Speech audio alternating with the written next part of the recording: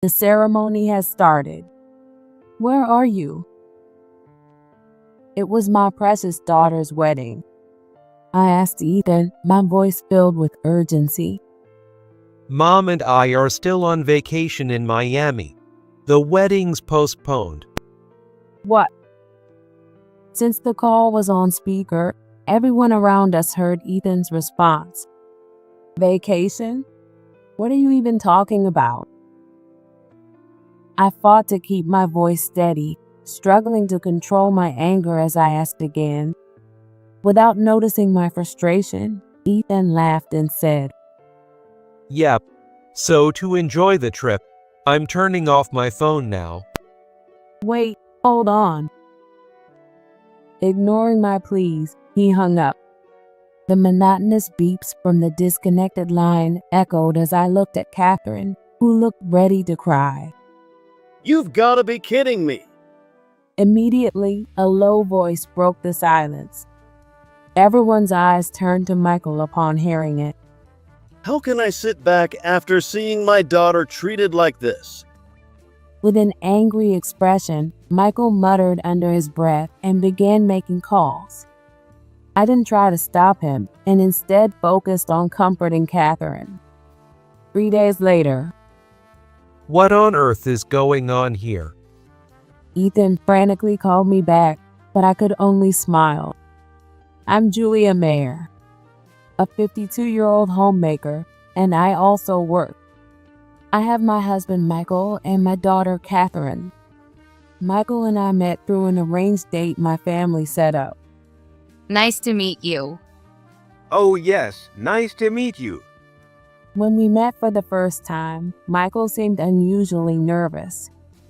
Well, my family's business, while family-run, dealt with fairly well-known products and was a household name in the local area. That might have been why he seemed so nervous. Come on now. No need to be so nervous. Exactly. You're a man, so hold your head up proudly. This meeting was organized after my father hit it off with Michael's father, who often came by for business. Exactly. Just relax a bit. Well, thank you. At that time, I didn't have much interest in romance and thought that getting married would be nice if it happened. That made it easy for me to stay calm and talk with him. Then, when we were alone, he took the opportunity to thank me. Oh, no need for that. Julia, if you don't mind, could you share a bit about yourself? Hearing that and struggling to think of a topic, I decided to share my dream with Michael. I told him about my desire to become independent from my family and pursue the work I truly love. However, because of the family-run business, my absence would lead to a severe shortage of hands. We want to support your dream, Julia.but. We're so sorry. My parents understood my wishes, but worried about how impossible they were to achieve. In that case, would you let me help? What? After hearing my story, Michael decided to quit his job and join our company. He worked hard, learned quickly, and became a valuable member in no time. Why are you doing all of this for me? As I successfully completed the handover and prepared to finally leave my job, I asked him, Well, to be honest, I fell in love with you at first sight during our arranged date. I just really wanted to support you. Michael replied, looking slightly embarrassed. Drawn to his kindness and wonderful nature, I decided to spend my life with him. We got married and soon had a daughter. Mom, can I help you with anything? Thanks. Could you set up the plates? Sure. Our daughter Catherine had grown up to be just as gentle as Michael. She was always willing to lend a hand and cheer me on with my work. What are you making this time? Oh, I'm planning something inspired by spring. I work as a handmade jewelry artist now. I had always loved making various accessories by hand and had long dreamed of turning it into a career. Thanks to Michael's support, I was able to fulfill that dream and now create one piece after another. Your hands are like magic, Mom. Catherine often said, always quietly playing nearby so as not to interrupt me. She was my biggest fan, always admiring my work. With Michael and Catherine by my side, I was able to live a truly happy life. I actually have someone I'd like to introduce. One day, Catherine spoke with a serious look on her face. I was surprised, and Michael chuckled lightly. Oh, seems like you're feeling a bit conflicted. Well, I want her to be happy, but I'll miss her when she leaves. Michael said with a faint smile, making Catherine and me glance at each other and laugh. Seeing this exchange, Catherine relaxed and began to speak. We met in college, and now that we're both settled in our careers, we're thinking about getting married. The person she was talking about was a former classmate, Ethan Reed. They met at a college party, and their relationship began after he confessed his feelings to her. He's a true gentleman and incredibly kind. Catherine said, looking so happy that I couldn't help but smile too. Michael watched us, still looking a bit conflicted, but he gave a slight smile. A few days later, Nice to meet you. I'm Ethan Reed, and I'm dating your daughter. just as Catherine described, he made a gentlemanly impression. He maintained a calm smile throughout and gave Catherine gentle looks. His first impression was excellent. As it turns out, I work at your company. Apparently, he had joined my family's company. Since Michael took over, the company had grown significantly, hiring many new employees. And Michael was now president of a large company with hundreds of employees. I've always admired you, Michael. I was really looking forward to meeting you. Is that so? I'm glad to hear that. Michael replied with a smile at Ethan's words. But I felt a slight unease about that smile. Somehow, Michael's eyes weren't smiling. It felt like he had his doubts about Ethan. So, about Ethan. Once he left and Catherine was seeing him out, I turned to Michael and asked. Michael looked a bit conflicted. Did something bother you? Well, it's just, he didn't even glance at you, Julia. When he said that, I recalled Ethan's behavior. Indeed, he hadn't looked at me or engaged me in conversation at all. Apparently, that had caught Michael's attention. Maybe it's just my imagination, but I felt like he was looking down on you in some way. It bothered me. Really? I had been too focused on how much he praised Catherine and Michael to notice anything off myself. So I decided to talk to Catherine about it. Did you mention anything about me to Ethan? What? Yeah. I told him you're a handmade jewelry artist. What about Ethan's mom? Catherine tilted her head, puzzled. I think she's a homemaker. Michael appeared deep in thought at that response. It seemed like something was still bothering him. He's so observant about people, I thought. I should work on sharpening my instincts too. You're fine just the way you are, Julia. I'll keep an eye out for both of us. Oh, don't start getting all lovey-dovey in front of your daughter. Catherine interjected, making Michael and me laugh. A few days later, I received a call from an unknown number. After several missed calls, I decided to answer between tasks. Hello, who's calling? It's me, Ethan Reed. Ethan? I was taken aback by the unexpected caller.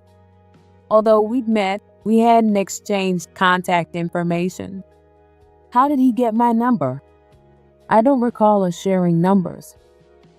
I got it from Catherine's phone. From Catherine's phone? She would have mentioned it if she'd shared it with him. Did he just take it without asking? So, what do you need? Well, I wanted to confirm something. Is it true you're doing some kind of side work? What? Side work? Unsure of what he meant, I asked for clarification. Could he possibly be referring to my jewelry making as a side work? It's not really side work, you know. I'm just a handmade artist. But you're just fiddling around with little projects at home, right? So, it's not much different from a side gig, is it? His tone carried a faint hint of laughter. I felt annoyed by that, but pretended not to notice. So, was that all you wanted to ask? Yes, that's it. Your husband's impressive, but you're not much, are you, Julia? That's quite a way to put it. My voice dropped slightly without me even realizing it. Then I heard Ethan laugh. Compared to that, my mother is an amazing woman. Then, for some reason, he started boasting about his mother. He claimed that his mother was perfect at household chores and the only woman he truly respected. What was he trying to accomplish by telling me all this? Deciding I'd had enough, I cut the conversation short.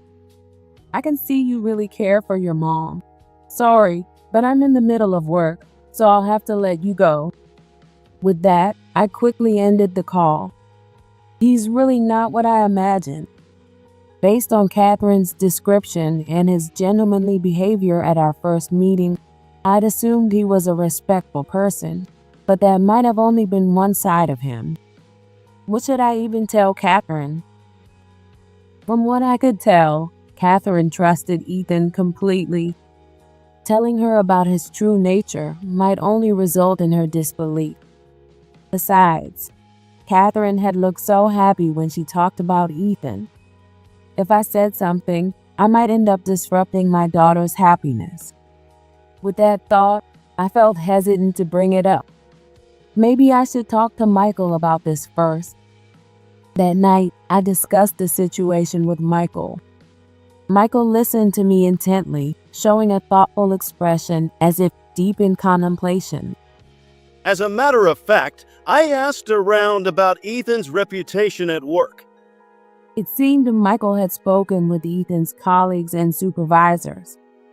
The feedback he got was all along the lines of, he's a good guy. They said he's always willing to do the grunt work and very attentive to those around him. Really? But while I was getting those reports, his junior colleagues looked noticeably uncomfortable. Michael had even spoken with those juniors who responded with, he's a good person, but with a complicated look on their faces. Maybe he has a two-faced personality. He might have perfected his outward image, with only a few people noticing his true nature. Hearing Michael's words, I found myself agreeing. The issue is his marriage to Catherine. Yes, if he truly cares for Catherine and will treat her well, I could tolerate it for her sake. Since Catherine had been dating him since college, it was possible he genuinely cared about her. If he could make Catherine happy, I thought as Michael placed a reassuring hand on my shoulder. If I bring this up, he might hold back a bit. I'll make sure to closely observe if he can really make Catherine happy. Can you wait a little longer? I nodded my agreement. Shortly after, our families gathered for the formal introduction. Nice to meet you. I'm Julia Mayer, Catherine's mother. Pleased to meet you. I'm Susan Reed. I look forward to getting to know you.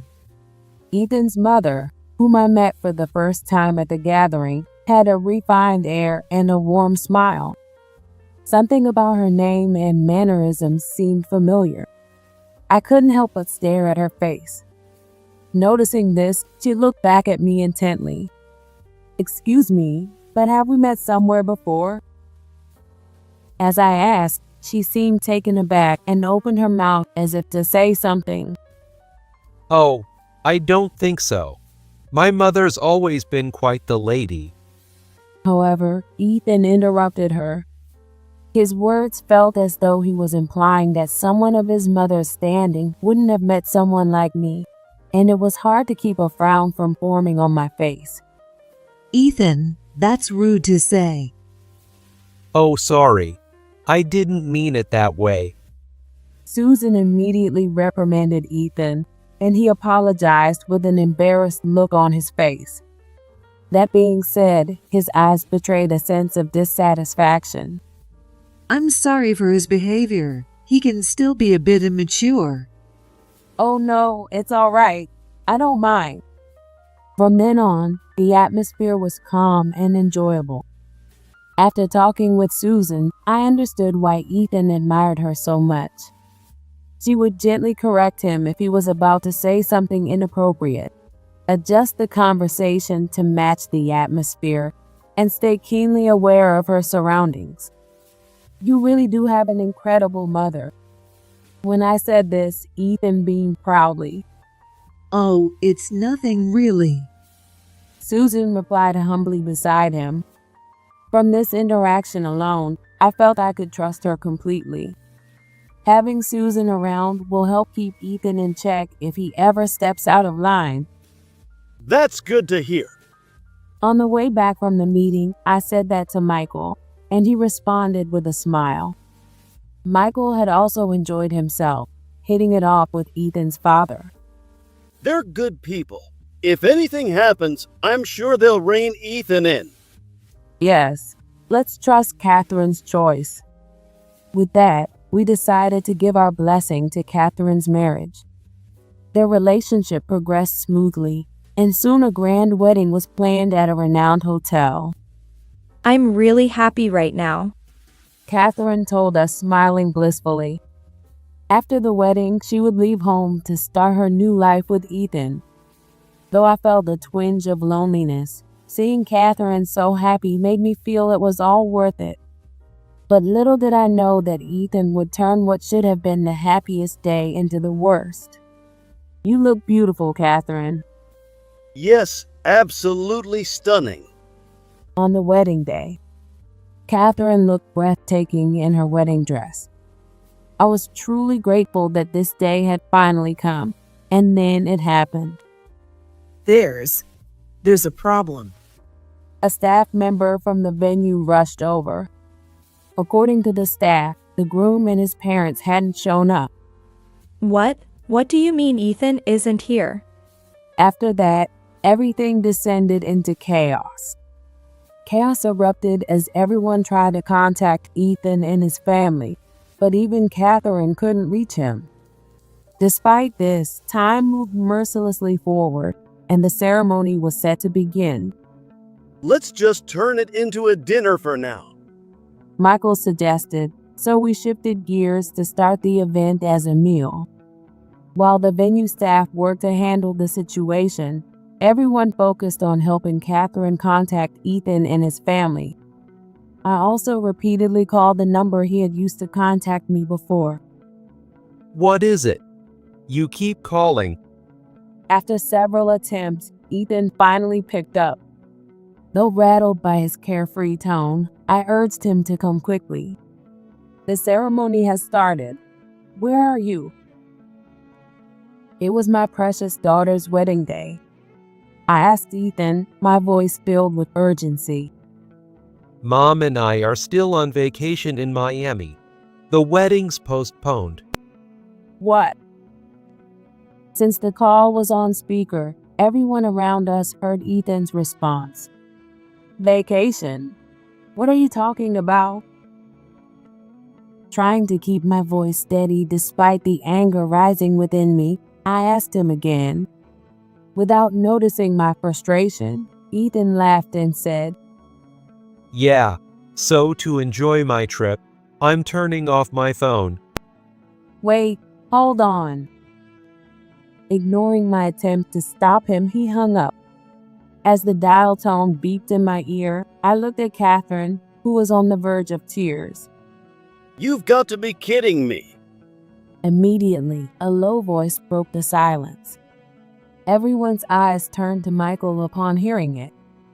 Do you think I can stay silent after seeing my daughter treated like this? With an expression filled with anger, Michael began making calls without a moment's hesitation. I didn't try to stop him, focusing instead on comforting Catherine. No one makes Catherine cry and gets away with it. 3 days later, I received a call from that familiar number on my phone. Letting Michael and those nearby know, I picked up. What is going on here? On the other end, Ethan sounded panicked, but I just smiled.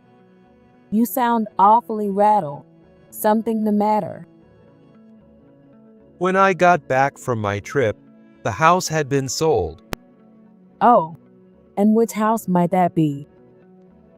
As I said that with a laugh, Ethan shouted angrily in response. This isn't funny. At that point, Michael took the phone from me. Are you talking about the house where you and Catherine were supposed to live? Michael, yes, that house. In that case, I sold it. No one will be living in that house. When Michael said that, Ethan went quiet. What do you mean? That house was a wedding gift I bought for my daughter. The new house, meant for Catherine and Ethan to start their married life, had been purchased by Michael. It was built to support a happy life together. But before they could even move in, Michael had it sold in his anger. Why would you do that? Do you think I'd let someone who ruined my daughter's wedding day keep that house? But the wedding was just postponed, not canceled. Could he seriously still be planning to marry Catherine, even after ditching the wedding and breaking my daughter's heart? Like I would ever marry someone like you. At that moment, Catherine took the phone from Michael's hand and made that declaration. Her expression was filled with anger, showing just how hurt she was. Do you think I'd marry someone who ruined our wedding because he had a trip with his mom and insulted my mom on top of it? What? How did you know about that? I had already told Catherine about his attitude and words toward me.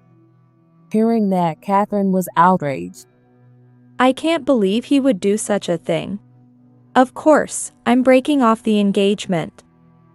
There's no way I'd forgive this. What are you saying? You're calling off the engagement over something like this? The fact that you can call it something like this shows exactly why I can't stay with you. With that, Catherine handed the phone back to me. And that's how it is. Our family is officially cutting ties with you. Do whatever you want. You'll be the ones regretting this. Ethan snapped, finally dropping his polite act. Ethan spoke in a voice dripping with frustration, as if full of resentment. In response, I couldn't help but smile at him again. We'll see who ends up regretting this. Don't expect to benefit from our family after treating us this way. With that, I hung up the phone. Since he only contacted me about the house, he likely hadn't realized what else we'd arranged. I can't wait to see his reaction when he discovers the rest. I murmured, and Catherine nodded with a smile. Oh, he'll be howling when he finds out. Now, young lady, let's keep it classy, Michael said, but he was chuckling too. The next day, Ethan called back. Put Michael on the phone. That was the first thing he said. Sorry, but he's not here. He's at work right now. This is about work. Why was I fired? Apparently, Ethan had gone to work that morning only to be stopped at the entrance where his boss told him he'd been terminated. I tried calling Michael, but he won't answer. Well, of course not. Michael's busy running the company. As I spoke to Ethan, I also sent Michael a message. I'll explain it to you myself. You will? His skeptical tone made me chuckle inwardly. Michael and my father had told me plenty about him, It seems you've been taking credit for your junior's work, haven't you? What? Michael had assured the younger employees that he wouldn't tolerate any unfair treatment, so they felt comfortable sharing the truth. You kept up appearances with your peers and bosses, but treated your subordinate with the same disdain you showed me. Ethan had apparently been dumping his tasks onto his juniors and then claiming their work as his own. The juniors had tried to report it, but Ethan's outwardly charming behavior had led others to dismiss their complaints. But thanks to Michael's sincere efforts, they finally opened up and shared the truth. I didn't do anything like that. Oh, really? Then why is there evidence proving otherwise? There was silence on the other end for a few moments. You've got to be kidding. Eventually, I heard a faint mutter. It's no joke. And you were caught skipping work to flirt with the receptionist, too. Ethan, who had been dumping his work onto his juniors, visited the receptionist daily. On the surface, it was to discuss work or check on visitors. But his true goal had been to flirt with the receptionist. She even recorded some of your conversations. No way.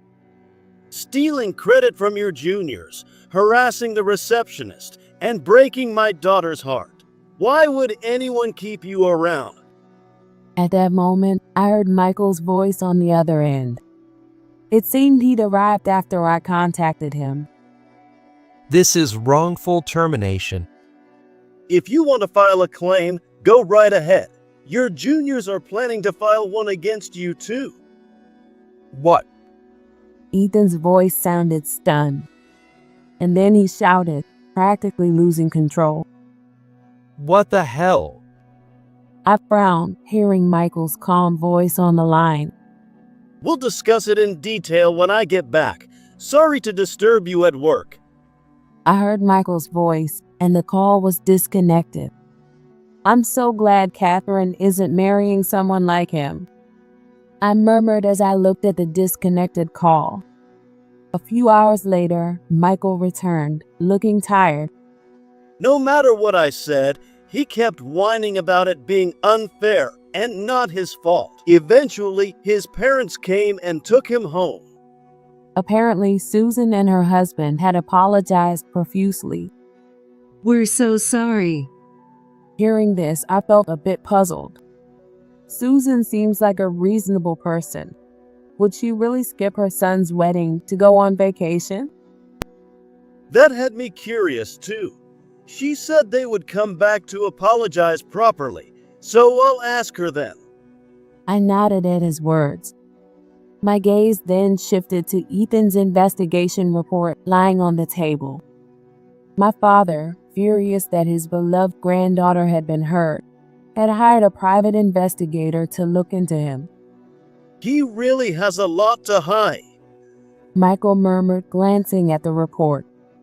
It revealed past relationship issues during Ethan's high school and college years before he met Catherine. Apparently, he'd been quite the player. There were even women who had dropped out of school because of him, and we felt truly relieved that Catherine hadn't ended up marrying him. They're supposed to visit this weekend. Will you be there too, Julia? Yes, of course. With that, we prepared for the weekend. When the weekend arrived, We are truly sorry for everything. Susan and her husband practically dragged Ethan along with them. While his parents offered deep apologies, Ethan wore a dissatisfied expression. Susan, may I ask you something? Yes, what is it? Why did you cancel my daughter's wedding? Susan looked genuinely confused. Cancel? I was told the wedding was postponed due to a scheduling error at the venue. What?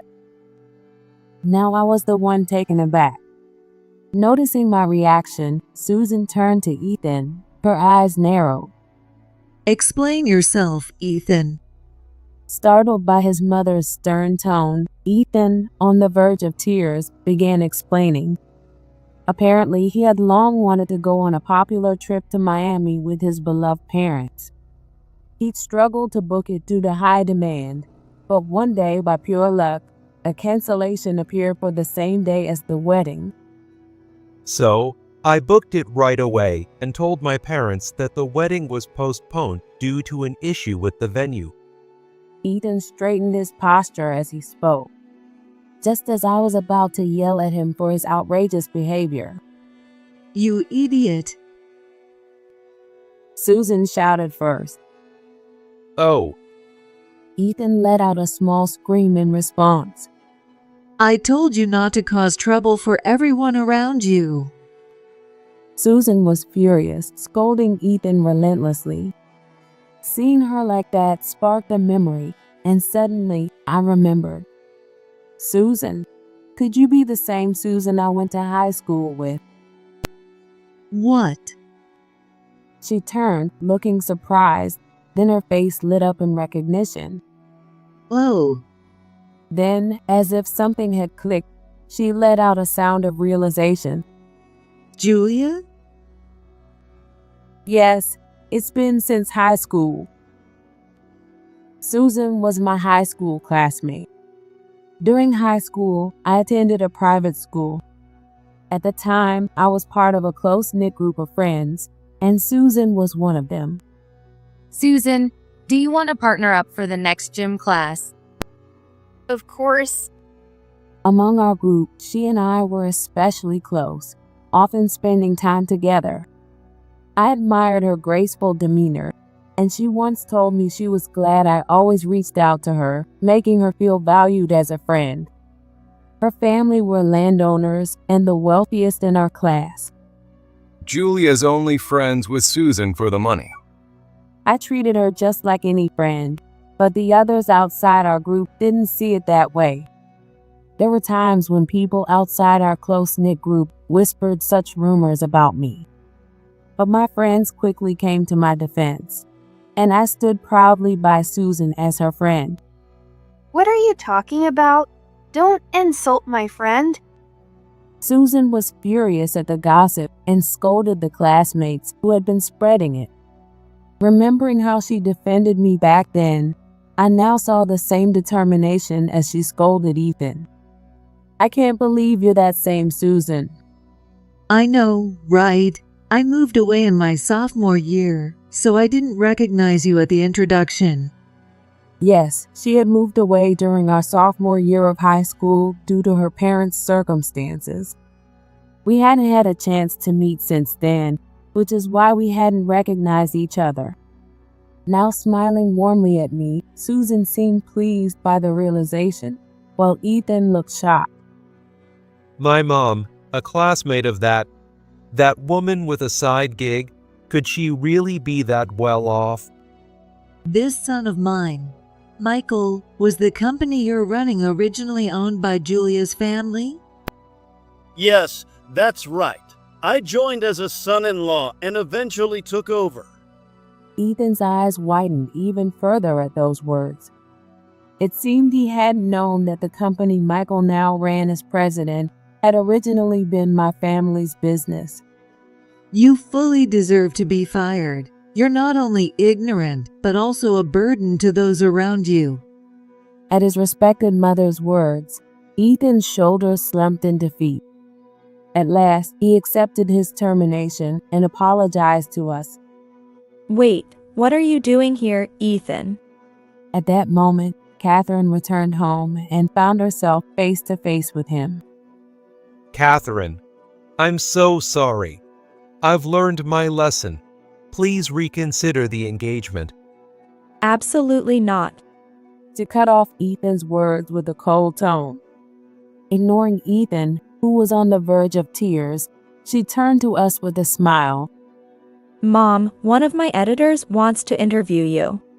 Catherine works for a publishing company and had apparently been talking about me for some time. This led to the idea of featuring me as a handmade artist in an interview. Handmade artist? Yes, I mentioned it before.